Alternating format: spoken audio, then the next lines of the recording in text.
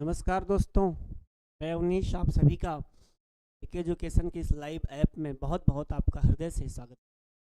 तो फटाफट एक बार आप उपस्थित हो जाए। यदि आपको नोटिफिकेशन प्राप्त हो रहा है इस ऐप का तो आप लाइव आकर के पढ़ सकते हैं। चलिए प्रारंभ करते हैं।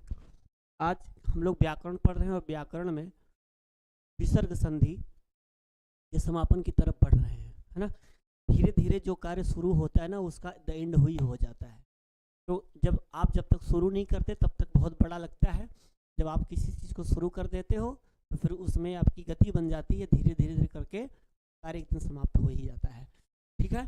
जिस प्रकार से महाकुंभ ने 1-1.5 महीना चला ज़बरदस्त तरीके से, भारत को ही नहीं बल्कि विश्व को भी वह एक हलचल मचा रखा था।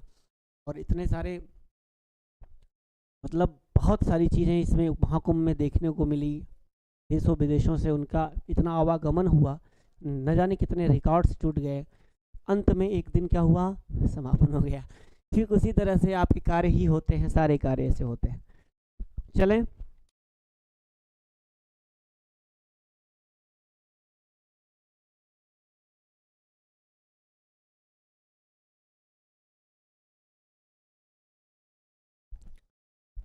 आवाज़ सही है ना। चले देखा जाए हम लोग क्या पढ़ेंगे।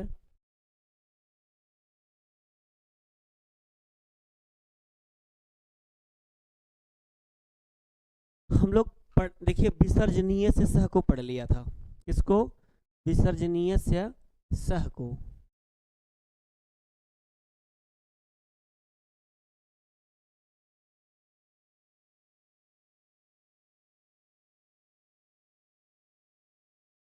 विसर्जनीय से सह को पढ़ लिया। इसके बाद वासरी को कल पढ़ लिया था। ये वासरी क्या कहता है?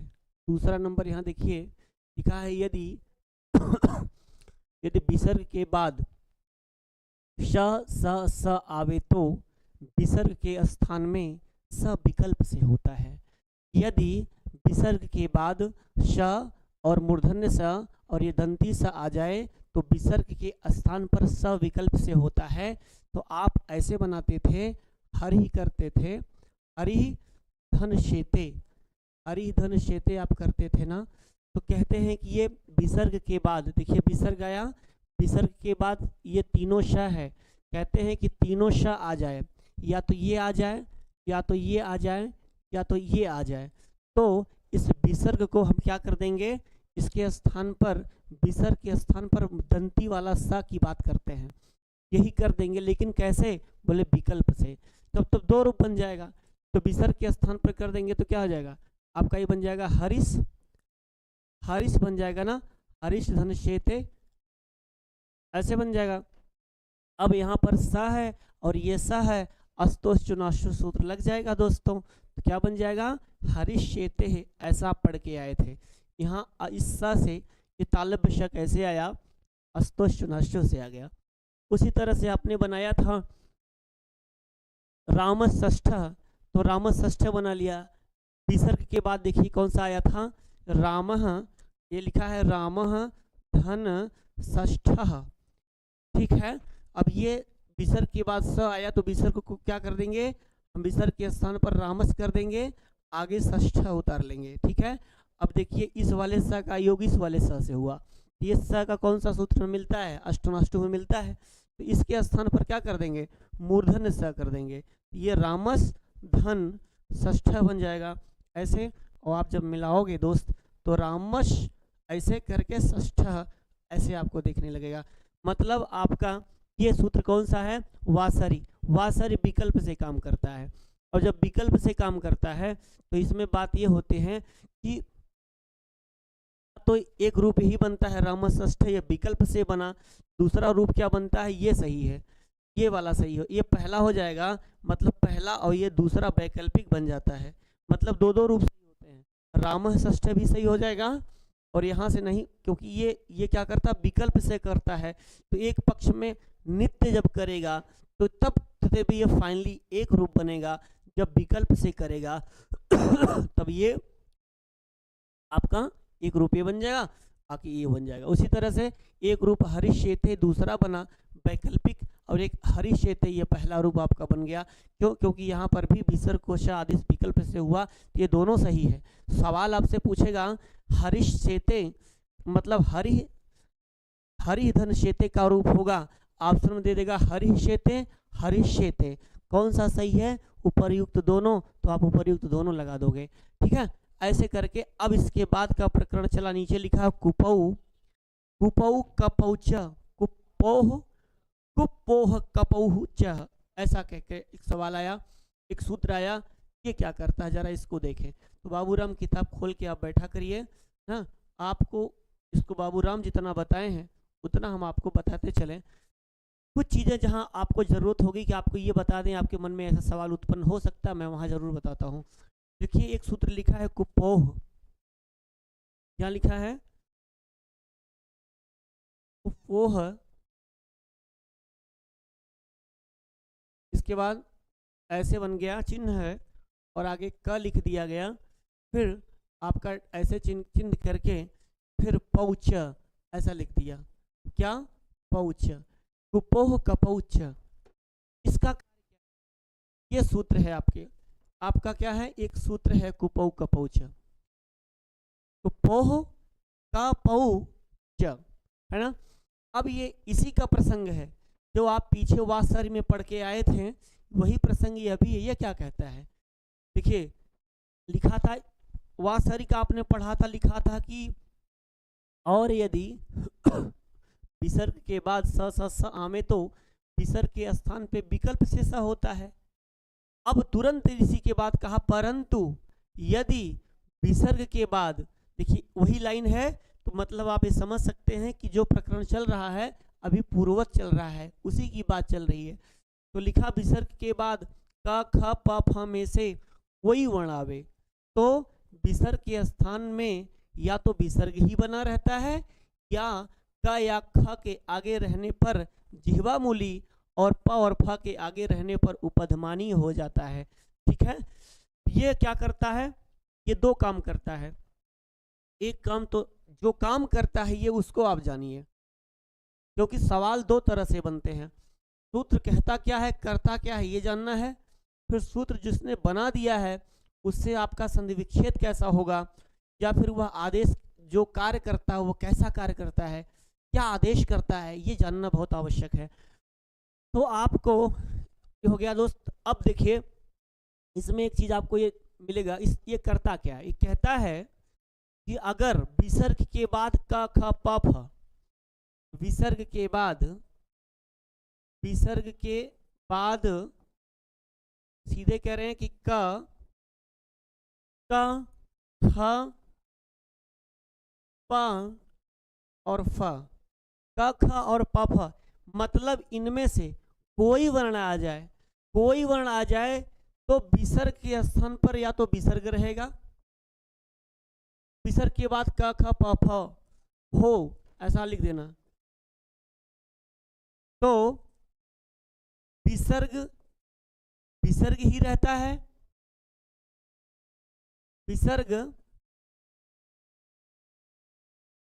विसर्ग ही रहेगा, या फिर आप लिख लो, या फिर क ख के आगे रहने पर जिह्वा मूली, प फ के आगे रहने पर उपधमानी। मतलब या तो आप ऐसे कर लीजिए, ऐसे, या तो या फिर या ऐसे। का और फ ये क्या है? ये जिह्वा मूली है और ये क्या है? उपधमानी हो जाता है। बस इतना सा जानना है आपको। ये काम क्या करता है? ये दो काम करता है। इसका शर्त है कि भैया अगर विसर्ग के बाद क ख प फ आए, वासर क्या कहता था? वो कहता था विसर्ग के बाद स आए तो हम विसर्ग को स विकल्प से करेंगे। ये क्या कहता है? ये कहता है क ख प फ हो विसर्ग के बाद तो या तो विसर्ग का विसर्ग ही रहेगा, मतलब विकल्प कार्य भी करेगा, या फिर ऐसे चिन्ह बना देते हैं, क के पहले विसर्ग लगा देंगे तो इसको जिह्वा मूली कहते हैं, और प के पहले ऐसे लगा देते हैं तो इसको भी उपधमानी कहते हैं। ये जिह्वा मूली है, मतलब कंठ का शब्द है क वर्ग, और क का पहले अगर ऐसे लग जाता है तो क्या। अब इसी को आपको समझना है। जैसे इन्होंने एक उदाहरण दिया, एकह काकह, इन्होंने उदाहरण बताया, उदाहरण इन्होंने कहा दोस्त एकह एकह काकह, एकह काकह। अब देखिए विसर्ग के बाद क ख प फ हो, मतलब जरूरी नहीं क ख प फ में से कुछ भी हो, ये लिख लेना, हमने लिखा नहीं है। विसर्ग के बाद क ख प फ में से कोई हो, ये लिख लो, में से कोई हो, कोई हो तो विसर्ग विसर्ग ही रहेगा या ऐसे बन जाएगा। तो देखिए विसर्ग है ये, विसर्ग के बाद क्या आ गया, विसर्ग के बाद का आ गया कि नहीं, का ख प फ में से एक वर्ण का आ गया। अब या तो यहाँ प्रक्रिया चलेगी, या तो विसर्ग विसर्ग ही रहेगा, या तो फिर एकह काकह ऐसा ही रहेगा, ठीक है, ऐसा एक रूप ये बन जाएगा, कोई परिवर्तन नहीं होगा। या फिर क्या होगा, या फिर इसके बाद अगर क है तो एक चीज और लिख सकते हैं, ऐसे एक एक लिख देंगे और इसी विसर्ग के स्थान को हटा करके हम ऐसे करके यहाँ लिख देंगे काकह, ऐसे ये दो रूप बन जाएगा। बात समझ में आ गई होगी। या तो ये ऐसे बनेगा या तो ऐसे बनेगा। अब ये बताइए इस विसर्ग के स्थान पर हमने क्या लिख दिया, ऐसा चिन्ह बना दिया। ऐसा चिन्ह क्या है दोस्त, ये विसर्ग है। विसर्ग हमेशा पराश्रित होते हैं, पराश्रित मतलब दूसरों के आश्रित होते हैं। कभी आप विसर्ग यहाँ वर्ण के पीछे लगा देखे हैं आज तक, कभी नहीं देखे होंगे। इसीलिए व्यंजन जब विसर्ग संधि पढ़ते हैं तो कहा जाता है विसर्ग के बाद स्वर आए या विसर्ग के बाद व्यंजन आए तो उसको विसर्ग संधि कहते हैं। कभी ये नहीं लिखा जाता विसर्ग के बाद विसर्ग आए, नहीं लिखा जाता ना, क्योंकि विसर्ग के बाद विसर्ग नहीं आएगा, का के पहले विसर्ग रहेगा ही नहीं, क्योंकि विसर्ग पराश्रित होते हैं, ठीक है। अब देखो एकह काकह बन गया, ये विसर्ग था। विसर्ग को ये जो चिन्ह आप देखते हो ये वाला, ये चिन्ह हाफ है, इसी विसर्ग का हाफ चिन्ह कहते हैं इसको, मतलब हाफ। देखिए हाफ का मतलब क्या है, देखो कैसे हाफ बना है। जैसे मान लीजिए एक जीरो ये है, एक जीरो ये है, ये विसर्ग है कि नहीं है, मानते हो ना विसर्ग।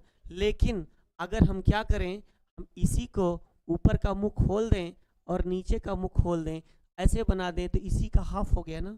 इतना जो कट मार जाता है ये इसको हाफ समझ लेना। हाफ का कोई उच्चारण नहीं कर पाता, क्या करोगे हाफ का उच्चारण, जरा बोल के देखो। एकह रामः पालकः शिक्षकः बोलोगे, अब इसी का हाफ लगाओ, क्या बोलोगे, एक बोल पाओगे।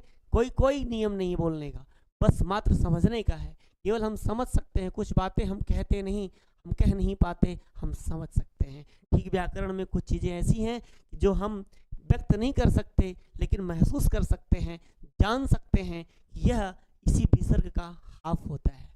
बात समझ में आ गई। चलिए अब देखिए, इसीलिए यह हो गया एकह काकह हो गया। अब इसको का के पहले आया है तो इसको जिह्वा मूली कह सकते हैं। क्या कह सकते हैं, जिह्वा मूली। और अगर यहीं पर आ जाए सुधियः पाहि, दूसरा उदाहरण दिया, अगर यहीं पर एक उदाहरण आ जाता है, कौन सा, देखिए यहां लिख देता हूं मैं, सुधियः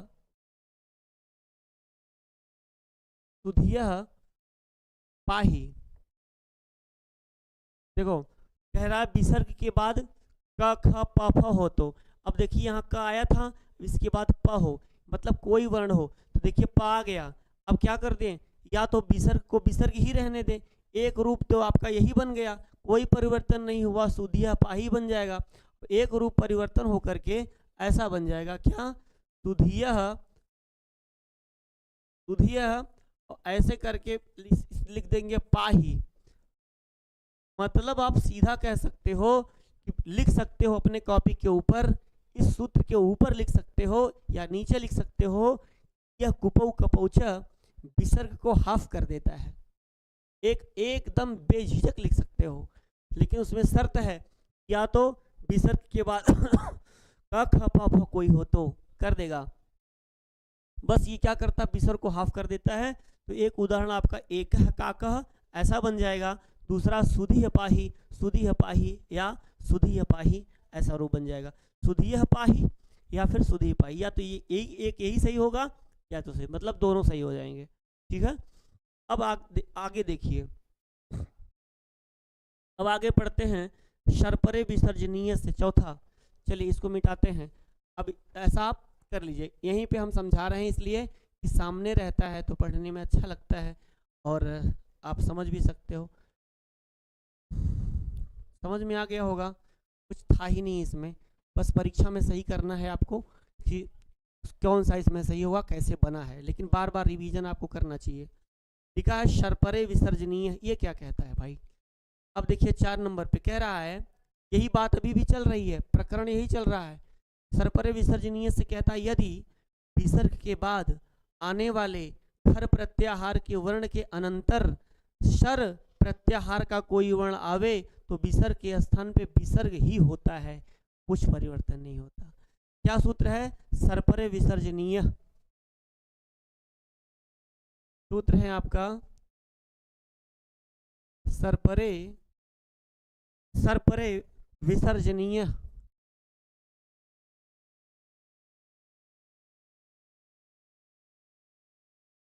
शर्परे विसर्जनीय ये क्या कह रहा है, ये क्या रहा है, ये कह रहा है विसर्ग के बाद खर प्रत्याहार हो, विसर्ग के बाद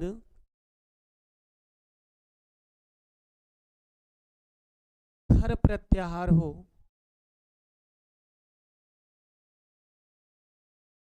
विसर्ग के बाद क्या है, विसर्ग के बाद खर प्रत्याहार हो। विसर्ग के बाद खर प्रत्याहार और उसके बाद सर प्रत्याहार हो, विसर्ग के बाद खर प्रत्याहार हो तथा खर प्रत्याहार के बाद सर प्रत्याहार हो। सीधा लिख देते हैं, खर प्रत्याहार के बाद सर प्रत्याहार का वर्ण हो,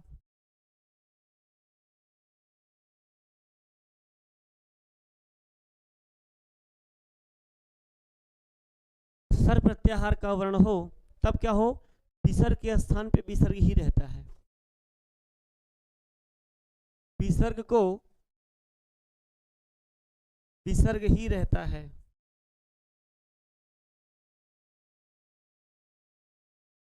कोई परिवर्तन नहीं होता। ठीक है, विसर्ग के स्थान पर विसर्ग ही रहेगा, कोई परिवर्तन नहीं होगा प्यारे। अब आप देखिए उदाहरण क्या दिया, कह दन अत्सरोह, एक उदाहरण इन्होंने दिया बाबूराम सक्सेना ने, उदाहरण बताया, लिखा है कह धन अधत स और रूह अत्सरुह। अब देखना कह धन अत्सरुह को दोस्त लिखा ये सरपरे विसर्जनीय है, सर परे विसर्जनीय है ना। शर बने सर परे मने शर प्रत्याहार के परे विसर्जनीय अर्थात विसर्ग हो, सूत्र ही बोल रहा है। तो कहा कि विसर्ग के बाद खर प्रत्याहार का वर्ण हो, देखिए विसर्ग है, विसर्ग के बाद प्लस लगा, प्लस के बाद खर प्रत्याहार का वर्ण होना चाहिए।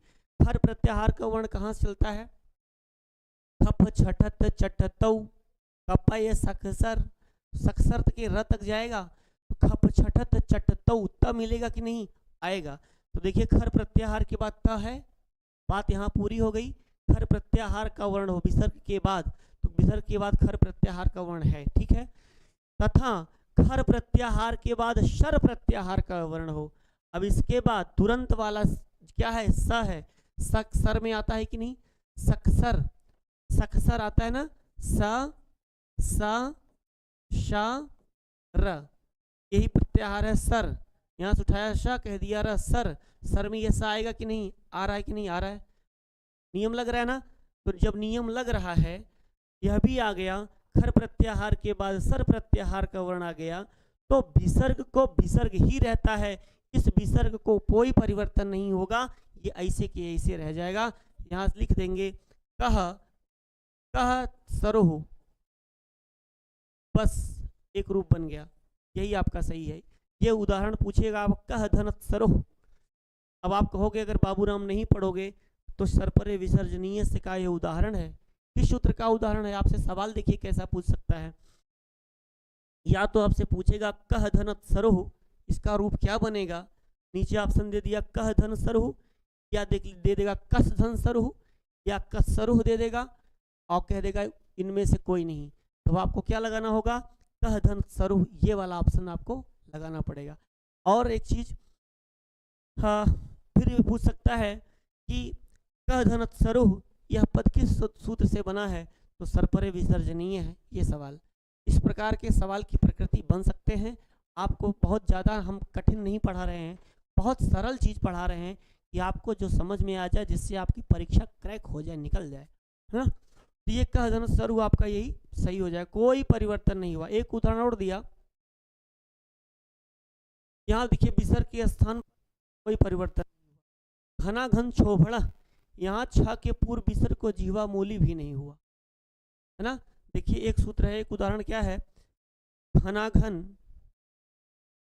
घना घन घना घन शोभड़ा।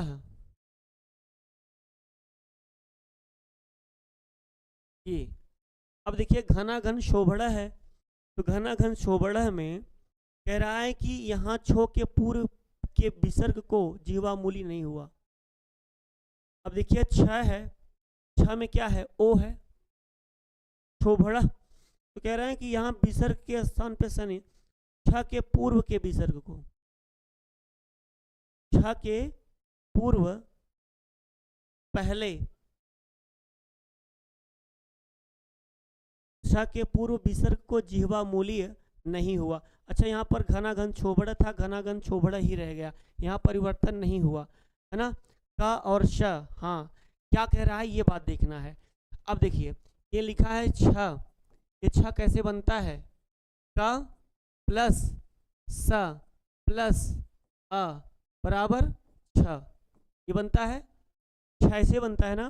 का बनेगा, फिर प रहेगा, पानी, ये मूर्धन्य स, का रहेगा, मूर्धन्य स रहेगा, और स में आ लग के छ बनता है। लेकिन लिखा है छो, जब छो लिखा है तो यहाँ पर ओ रहेगा, ओ भी स्वर है। का धन शा धन ओ बराबर छो बन गया, यहाँ छो लिखा है। अब यहाँ एक बात लिखी बाबूराम सक्सेना ने कि घना घन शोभड़ा, यहाँ छो के पूर्व, इस छ के पूर्व, छ के पूर्व विसर्ग को जीवा मूली नहीं हुआ। अब इसके पूर्व में क्या है? छ के पूर्व में क्या है भाई? का है कि नहीं? तो का के पहले ऐसे बन जाता था, ऐसे घना घन शोभड़ा ऐसे जीवा मूली बना देते तो बन जाता, क्योंकि का था लेकिन नहीं हुआ। देखिए हम लिख के आपको बता दें, जैसे घना घन घना घन, यहाँ का था, इसके बाद का था, इसके बाद आपका श था, फिर आपका ओ था, तो ये आपका क्या बना? छो, वो आगे बढ़ा। तो इसी के कह रहा है कि छो के पूर्व में, छो के पूर्व में ये वाले का को यहाँ विसर्ग ऐसे बन जाना चाहिए था, लेकिन नहीं हुआ। ठीक है, बस यही आपका घना घन छोबड़ा था, घना घन छोबड़ा ही रह गया। यह उदाहरण बहुत इंपॉर्टेंट है। एक ये वाला, ये कह धन सरु कत्सरु, लोग ध्यान नहीं देते, है ना, ध्यान नहीं देते, और कभी आद में आ जाएगा तो कहेंगे कि अरे ये क्या आ गया, ये तो कहाँ का उदाहरण है, ऐसा मन में बात चलेगा। तो यही परिवर्तन हो गया, ये प्रकरण आपका चल रहा है। अब आगे की बात देखा जाए, आगे की बात है, ये सूत्र लिखा है नमस्पुर सोर्गत्यो साक्षात प्रवृत्वारित कृत्यों योगे विभाषा गति संज्ञा तदभावे नमः करोति पुरो व्ययम नित्यम गति संज्ञा पुरस्करोति सिद्धांत कौमुदी। इतनी बात आपको बताई गई है। अब हम आपको बता दे रहे हैं कैसे आपको इसको पढ़ लेना है। लिखा है कि नमस्पुर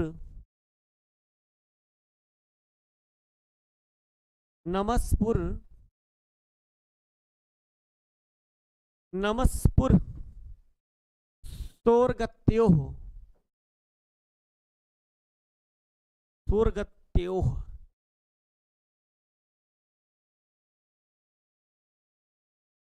नमस्पुर सोर्गत्योः 8-3-40,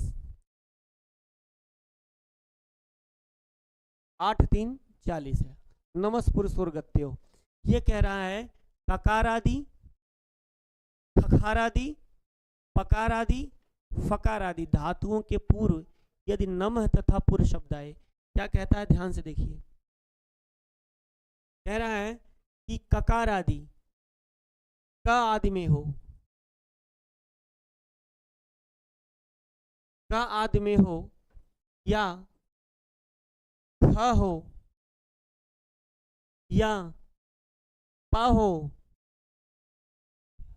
या फ हो,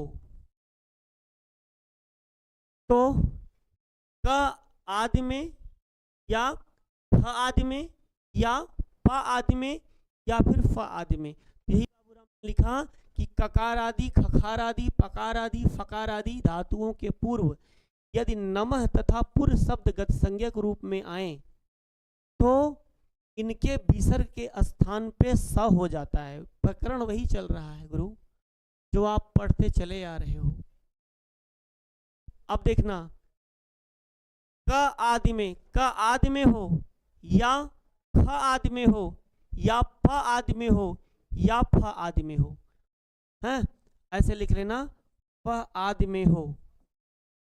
अपने भाषा में मैं इसको लिख दे रहा हूं, क आदि में हो या ख आदि में हो या प आदि में हो या फ आदि में हो, तो इसके पूर्व, तो इसके पूर्व, इसके पहले, तो इसके पहले नमः तथा पुरः शब्द के रूप में हो।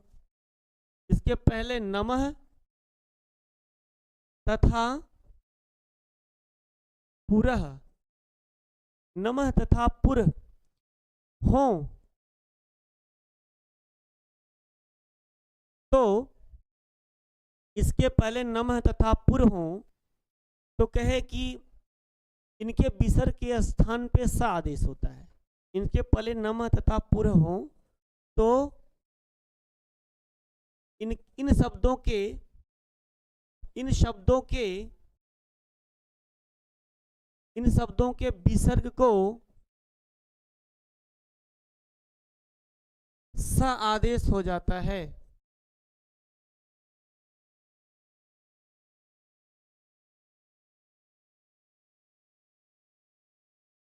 यही बात कहें, देखना, कह रहा है क आदि में हो या फ आदि में हो या प आदि में हो या फ आदि में हो तो इनके पहले नमः तथा पुरः हो। इन शब्दों के, किन शब्दों के, इस नमः और पुरः शब्दों का जो विसर्ग है इन विसर्ग को स आदेश हो जाता है। अब इसमें एक लाइन और लिखनी है वो लाइन लिखनी है, नमः को विकल्प से तथा पुरः के विसर्ग के स्थान पर नित्य रूप से स होता है। मतलब नमः को विकल्प से तथा पुर को नित्य रूप से गत संज्ञा होने के कारण नमः के विसर्ग के स्थान में विकल्प से तथा पुरः विसर्ग के स्थान पे नित्य। मतलब अगर नमः के आगे होगा, अब देख लो यहां मैं पॉइंट लिख दे रहा हूं, आपको पॉइंट समझाने के लिए लिख दे रहा हूं, नोट कर लेना। यहां लिखा है नमः के विसर्ग को, अलग से नोट्स बनाओगे तो ऐसे लिख लेना तो आप समझ में आ जाएगा। नमः के विसर्ग को विकल्प से स आदेश होता है, स होगा। दूसरा पॉइंट, ये पहला पॉइंट, ये दूसरा पॉइंट, नमः के विसर्ग को विकल्प से स आदेश होगा और पुरः के विसर्ग को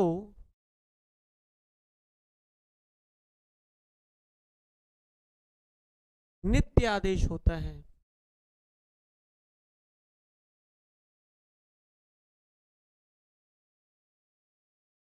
बात समझ में आ गई?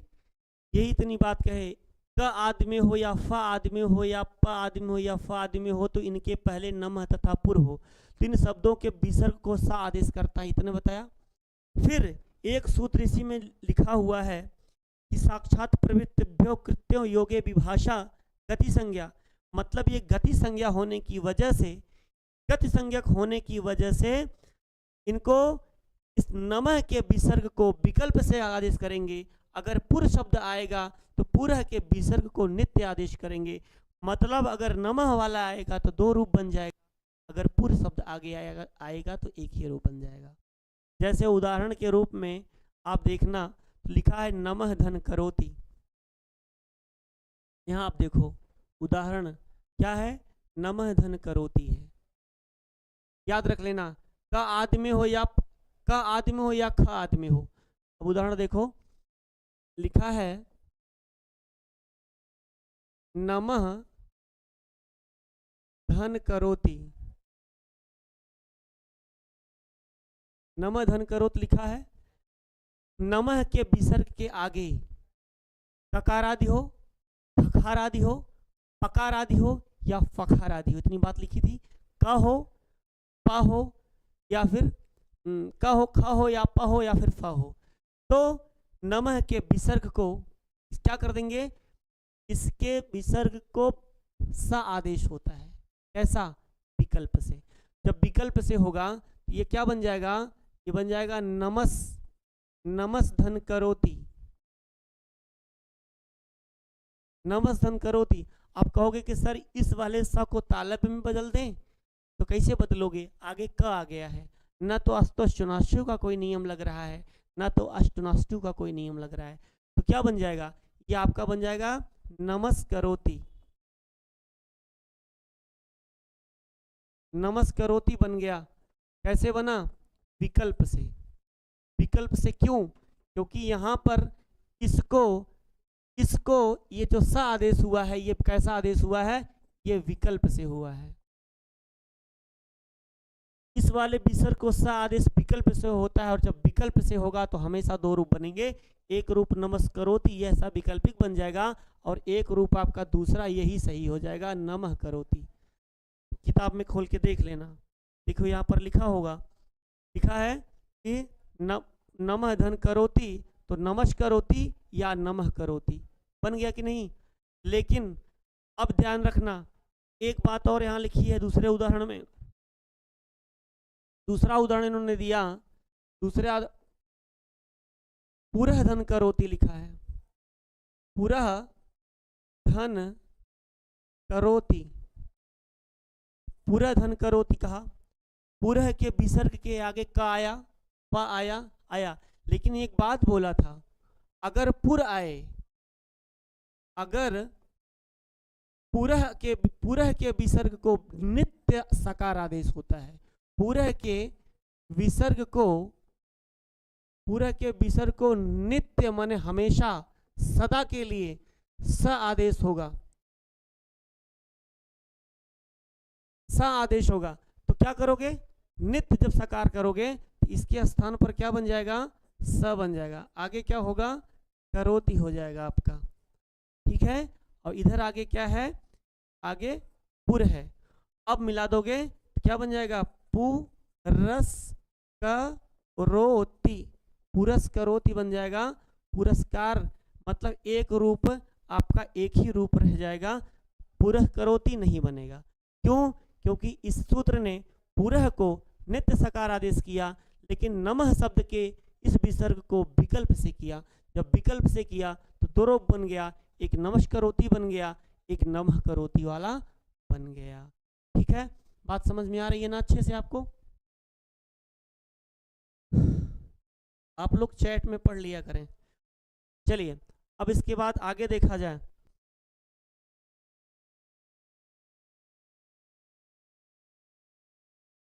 अब और क्या लिखा है, लिखा है पूरा धन करोति पुरस करोति, इसमें अवश्य विसर्ग का स होगा, जो बात मैंने बता दी। पूरा धन नगरियां, लिखा है पूरा, पुर माने नगरी होता है, जैसे हर गांव के आगे पुर लिख दिया जाता है ना, रामपुर है ना, श्यामपुर, या कोई भी गांव का नाम हो, राजापुर, है ना, ऐसे। तो अब देखिए यहाँ पे आपका क्या हो गया, पुरः धन प्रवेष्टव्या। पुरः प्रवेष्टव्या, यहाँ पर पुरः के विसर्ग के स्थान पे श नहीं हुआ, ये बड़ी बात है।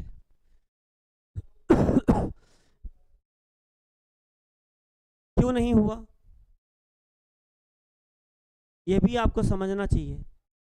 लिखा है, यहाँ लिखा तद भावे नमः करोति, फिर आगे लिखा है पुरोव्ययम इति नित्यम गति संज्ञा पुरस्करोति। अच्छा, इति नित्यम लिखा है पुरस्करोति गति संज्ञा, नमः पुर गति संज्ञा है, तो इति नित्यम गति संज्ञा तो पुरस्करोति बना दिया।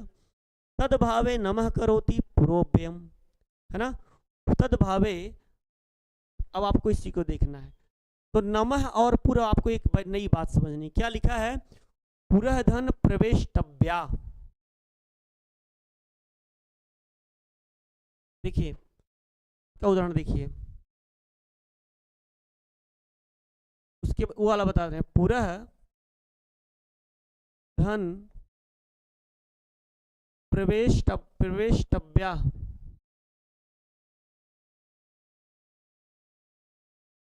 नमः पुरः प्रवेष्टव्या, देख लें इसको।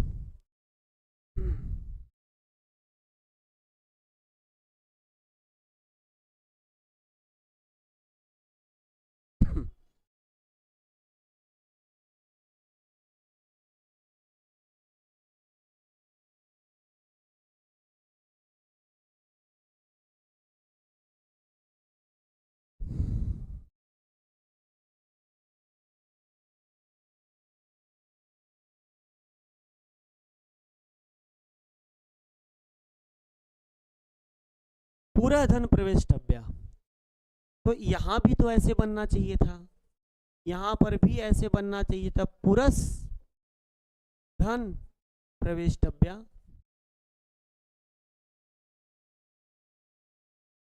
भाई कहता तो यही है ना, कहा था कि नमः धन करोति नमस्करोति बन गया, और एक नमः करोति बना। नमः शब्द, नमः के आगे उसके विसर्ग को क्या करता है, विकल्प से आदेश करता है, और पुरः शब्द के आगे उस विसर्ग को नित्य शकार आदेश करता है।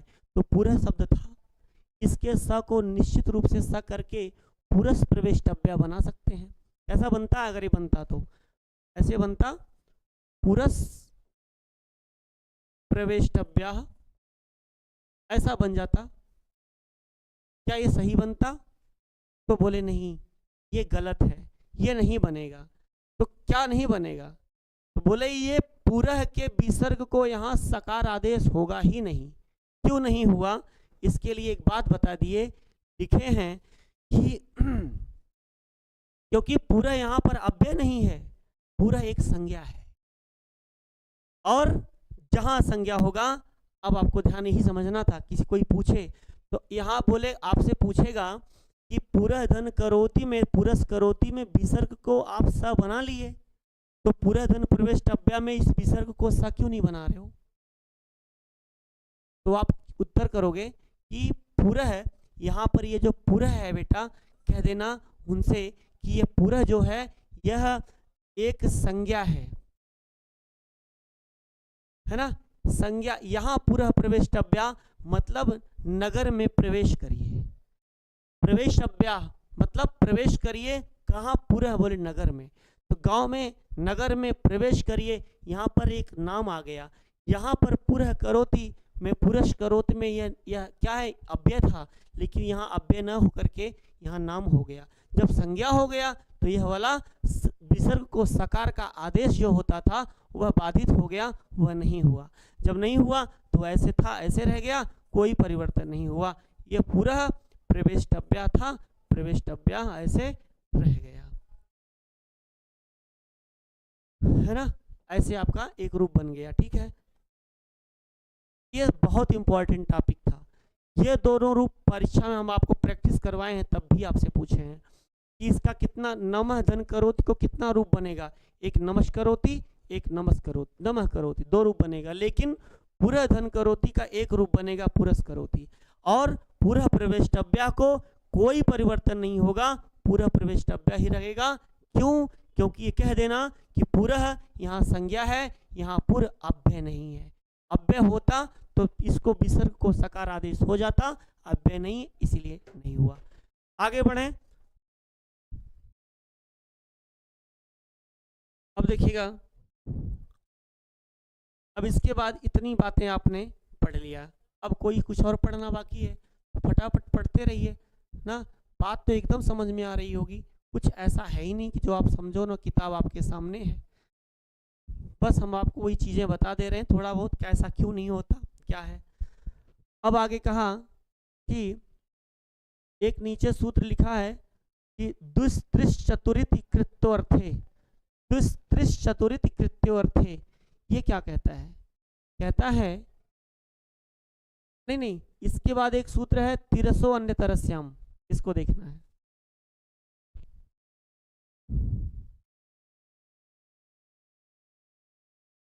तिरसो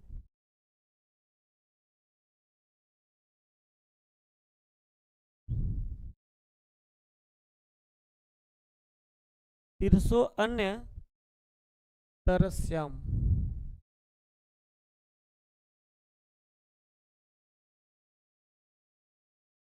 तिरसो अन्य तरस्याम, तिरसो अन्य तरस्याम, यह 8-3-42 का प्रकरण है, मतलब सूत्र है 8-3-42। 8-3-42 तिरसो अन्य तरस्याम क्या कहता है? इन्होंने लिखा कि यदि तिरस के बाद क ख प फ आवे तो सब विकल्प से बना रहता है। बाप रे, तिरसो अन्य तरस्याम क्या कहेगा? देखना, कह रहे हैं यदि तिरस के बाद, विसर्ग के बाद नहीं कहा, उस वाले सूत्र में विसर्ग के बाद कहता था, लेकिन यहाँ विसर्ग के बाद नहीं कह रहा है, यहाँ तिरस के बाद कह रहा है। तिरस शब्द के बाद,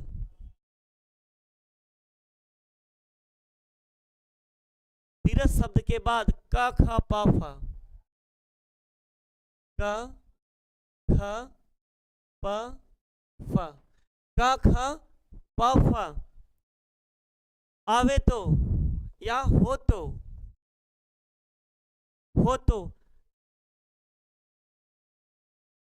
सब विकल्प से बना रहता है।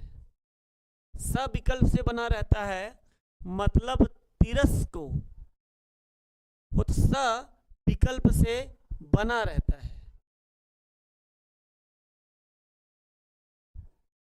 इस बात को समझना है आपको अच्छे से, नहीं तो घाचा पाचा हो जाएगा दिमाग में आपके। उदाहरण लिखा कि तिरस धन करोति, तिरस धन करोति, तिरस धन करोति लिखा है।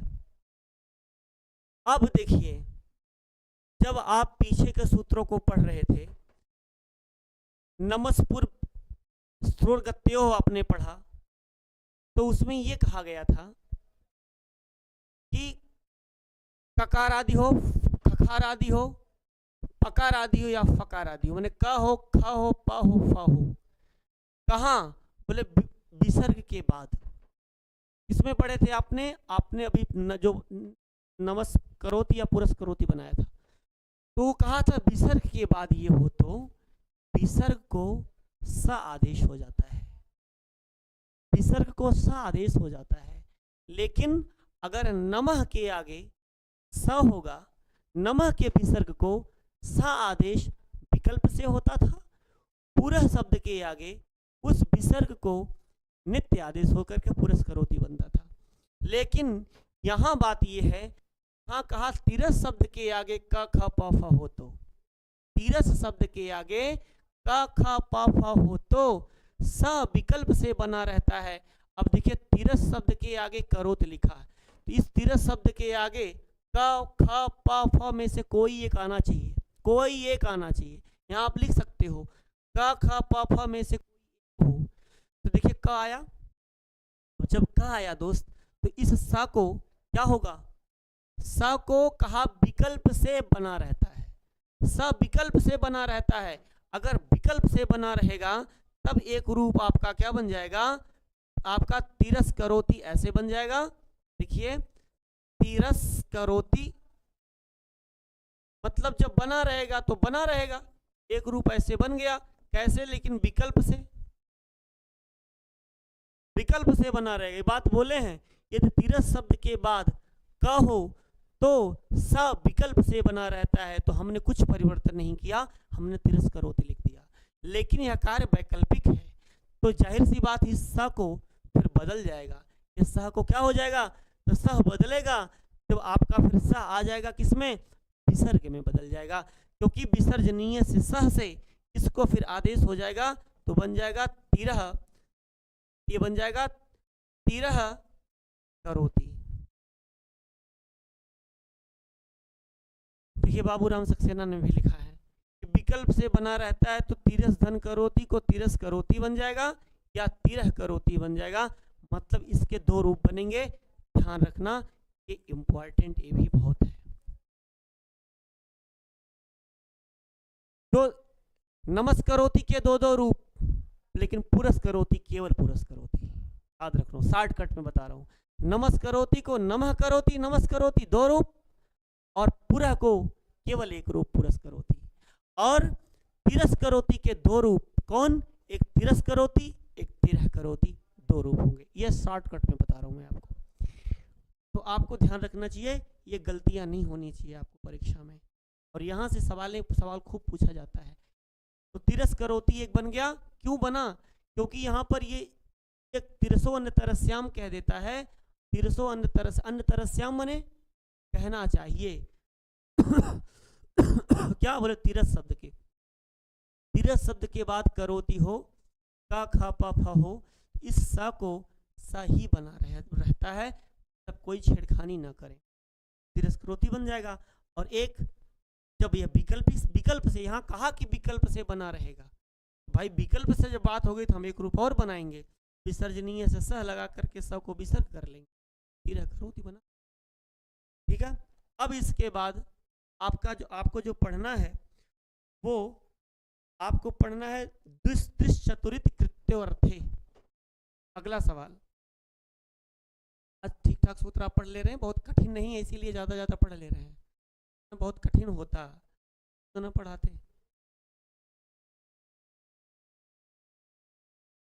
यहाँ लिखा है दुस्त्रिश चतुरित कृत्योर्थे। देखिए किताब खोल के बैठा करिए आप, द्विस आधा सा द्विस्त्रिश है ना,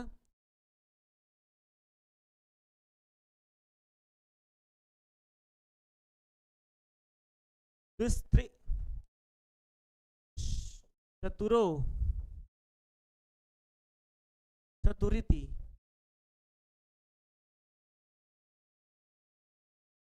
दुष्त्रित चतुरति कृत्योर्थे, कृत्योरर्थे।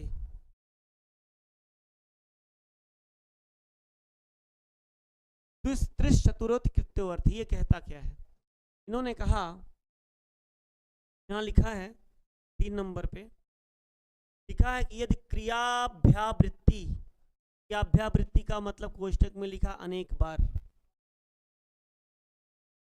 वाचक द्वि, 3 और चतुः, इसी में लिखा है द्वि मन 2, त्रिह मन 3, चतुः मने 4, 2 3 4, तो लिखा कि 2 त्रिह 3 और चतुः क्रिया विशेषण अव्ययों के बाद क ख प फ आवे तो विसर्ग के स्थान में विकल्प से स हो जाता है। ये देखिए नया नियम कहते हैं, देखो छोटा छोटा चीजें हैं, बस एक बार जो चीज समझ लोगे मजा आ जाएगा। लिखा है इसकी बता रहे हैं, कह रहे हैं कि अनेक बार वाचक, अनेक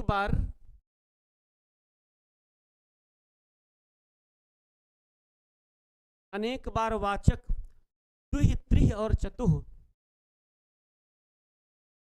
द्वि इसके बाद त्रिह तथा चतुः, दुहि त्रिहि तथा चतुः क्रिया विशेषण अव्यय के बाद, ये क्या है? क्रिया विशेषण है।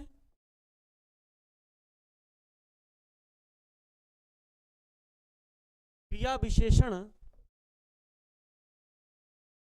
अव्यय के बाद,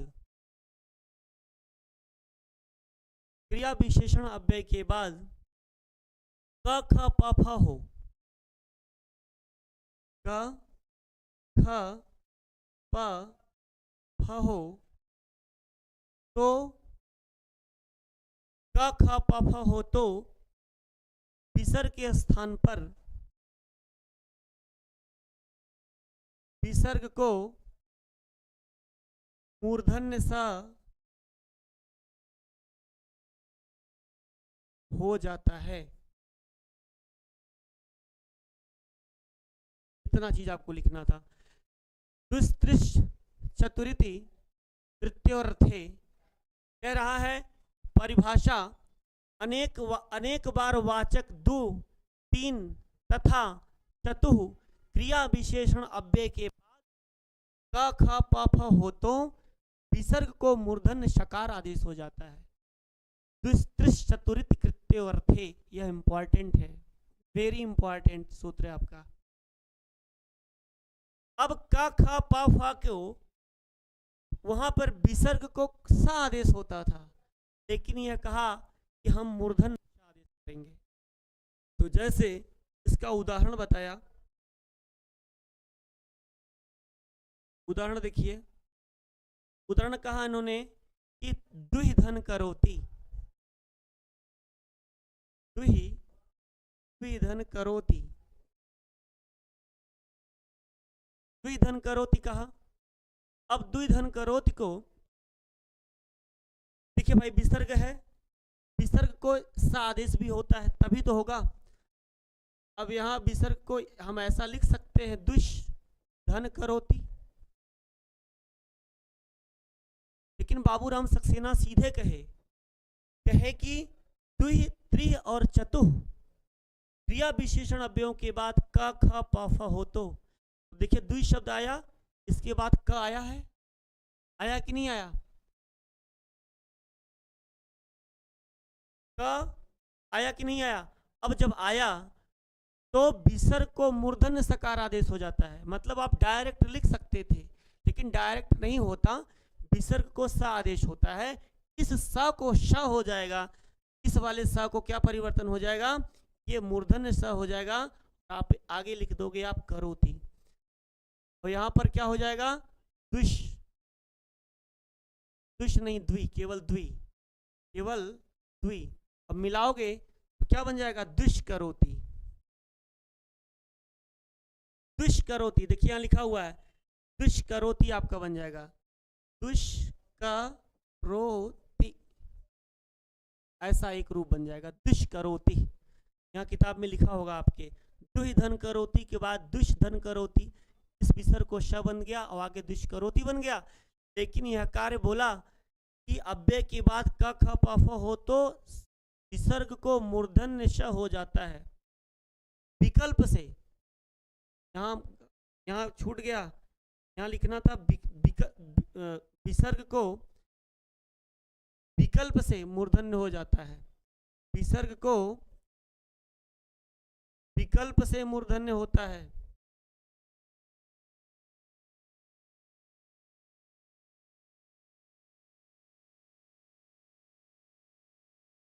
ये विकल्प से हुआ, इसको विकल्प से करेगा तो दो रूप बन जाएंगे।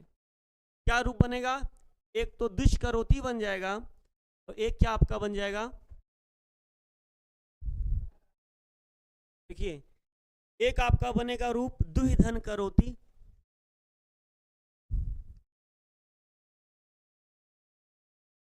दुहि धन करोति, तो हम इसको दुष धन करोति कर दिए। अब इस वाले स में परिवर्तन हो गया, मूर्धन्य श आ गया, धन करोति हो गया, आगे क्या था, द्वि। तो आप इसको मिलाओगे तो ऐसे बन जाएगा दुष्करोति, एक रूप बना। यहाँ पर ये जो विसर्ग कोश है यह विकल्प से हुआ है, आप लिख लेना, यह विकल्प से हुआ है। जब विकल्प से आदेश होगा तो एक रूप तो यह वैकल्पिक बनेगा, तो दूसरा कौन बनेगा, तो दूसरा आपका एक रूप बन गया दुहिकरोति बन जाएगा। तो मतलब दोनों सही हैं, एक दुहिकरोति भी सही है और एक आपका दुहिकरोति भी सही है और दुष्करोति भी सही है। ठीक है, आज अब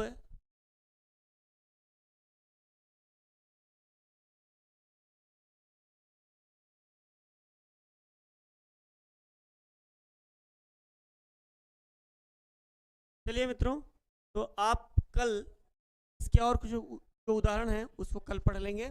आज की कक्षा को यहीं पर विराम करते हैं। बहुत बहुत धन्यवाद।